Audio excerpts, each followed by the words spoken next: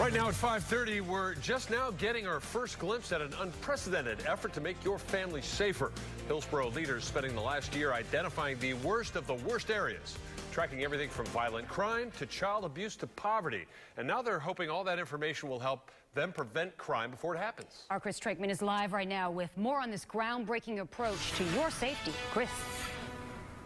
Well, I'm live here in front of Young Middle School. This is one of the neighborhoods that was identified by this task force as having a potentially high crime area. So we went and talked to parents about what they'd like to see have happen to help keep their family safe.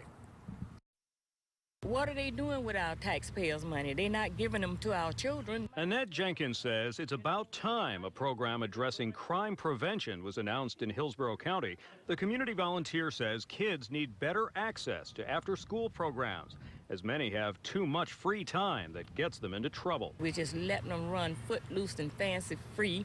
I can remember when I was a young kid, I couldn't do that.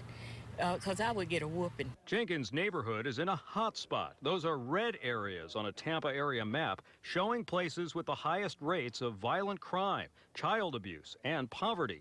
The Violence Prevention Collaborative hopes these so-called heat maps will help them zero in on problem areas where they should send the most resources. Have more protection for the kids so it can be more safe for the kids can walk home and come to school where they got to worry about being kidnapped. Angela Sherry watches over her children and her grandkids and says she appreciates the concept of preventing problems before they happen. The same for police who patrol those communities. Everyone's not looking solely to law enforcement to handle the violence in our community. The mass shooting in Newtown, Connecticut in 2012 helped galvanize government agencies in Tampa Bay like police, sheriff, the county commission, and the schools to take steps to make sure such an event never happens here. We really haven't had that horrific crime in our schools that has plagued many communities in the nation.